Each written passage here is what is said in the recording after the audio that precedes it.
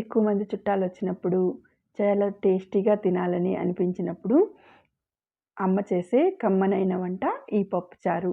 చాలా ఈజీగా రెడీ చేసుకోవచ్చండి. ఒక గ్లాసు కందిపప్పు తీసుకొని శుభ్రంగా కడిగి ఒక గ్లాస్ కందిపప్పుకి 2 గ్లాసుల నీళ్లు వేసుకొని కుక్కర్ పెట్టుకొని పప్పుని 3 విజిల్స్ వచ్చే వరకు మెత్తగా ఉడికించుకోవాలి. ఇలా మీడియం ఫ్లేమ్ మీద 4 విజిల్స్ రానివ్వండి. తరువాత చిన్న నిమ్మకాయ సైజ్ అంత చింతపండు తీసుకొని దాన్ని వేడి నీళ్ళల్లో నానబెట్టుకోండి. తర్వాత ఒక గిన్నె తీసుకొని అందులో ఒక స్పూన్ ఆయిల్ వేసుకొని 3 మునక్కాయల్ని కట్ చేసుకున్న ముక్కలు, 2 టమాటా ముక్కలు, మీడియం సైజు 2 పెద్దుల్లిపాయ ముక్కలు, ఒక క్యారెట్ కట్ చేసుకొని ముక్కలుగా కట్ చేసుకొని దీనిలో నూనెలో వేసి వేగనివ్వాలి. మీ దగ్గర కానీ సొరకాయ కానీ గుమ్మడికాయ ముక్కలు కానీ ఉన్నా కూడా ఇందులో యాడ్ చేసుకుంటే కూడా టేస్ట్ బాగుంటుందండి. చూస్తున్నారు కదా, ఈ విధంగా ముక్కలు ఒక 2 నిమిషాలు వేయించి అందులో ఒక అరశోడు నీళ్లు పోసి కొంచెం ఒక పావు చెంచా సాల్ట్ కూడా యాడ్ చేసుకొని ముక్కల్ని మెత్తగా ఉడికించుకోవాలి. తర్వాత నానబెట్టుకున్న చింతపండులో నుంచి ఒక అరశోడు నీళ్లు పోసి వాటిని గుజ్జుగా తీసి పక్కన పెట్టుకోండి. పులుసు తీసి పక్కన ఉంచుకోండి. తర్వాత పప్పుని చూసి ఓపెన్ చేసుకొని దాన్ని మెత్తగా పప్పు గుత్తితో కానీ లేదా చిన్ని గరిటెతో కానీ మెత్తగా మెదుపుకోండి. చాలా మెత్తగా మృదువుగా అయ్యే వరకు పప్పుని నీట్గా మెదుపుకోండి.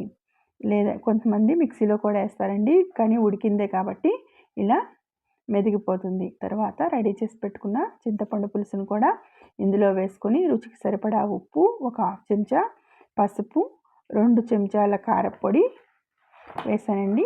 2 చెంచాల కారపొడి వేసుకున్న తర్వాత ఒకసారి మొత్తం అంతా కలిపి చూసి మరో అరశోడు నీళ్ళని ఇందులో యాడ్ చేసుకోవాలి. బాగా చిక్కగా ఉంది కదా, మనం చూసుకొని కొంచెం నీళ్లు యాడ్ చేసుకోవచ్చు. తర్వాత ముక్కలు బాగా ఉడికిపోయాయి కదండి. ఈ ఉడికిపోయిన ముక్కల్లో రెడీ చేసుకున్న పులుసు, పప్పు పులుసు ఏదైతే ఉందో దాన్ని వేసుకొని ఒక 10 నిమిషాల పాటు మీడియం ఫ్లేమ్ మీద కాగనివ్వండి. చూసిన తర్వాత ఒక గిన్నెలో ఆయిల్ వేసుకొని పోపు దినుసులు, ఎండుమిరపకాయలు, వెల్లుల్లి వేసి వాటిని చిటపటామనే వరకు వేగనివ్వండి. చిన్న అల్లం ముక్కని తిరగమాతలో వేసి ఒక నిమిషం పాటు అలా వేగనిచ్చి పోపుని తీసి చారులో వేసుకోండి.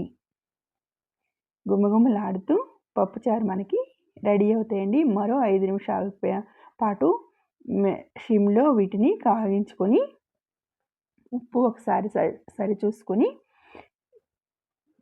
రెడీ చేసుకుంటే కమ్మనైన పప్పుచారు మనకి రెడీ అయిపోతుంది. చిన్నపిల్లల నుంచి పెద్దవాళ్ళ వరకు ఎంతో ఇష్టంగా తినే ఈ పప్పుచారు తయారీ ఎంత ఈజీనో చూసారు కదా. మీకు ఈ ఛానల్ కానీ నచ్చినట్టయితే లైక్ చేయండి, షేర్ చేయండి, సబ్స్క్రైబ్ చేసుకోండి. చివరిలో ఒక పావు చెంచా నెయ్యి కూడా వేసుకుంటే గుమగుమలాడే పప్పుచారు మీకు రెడీ అవుతుంది.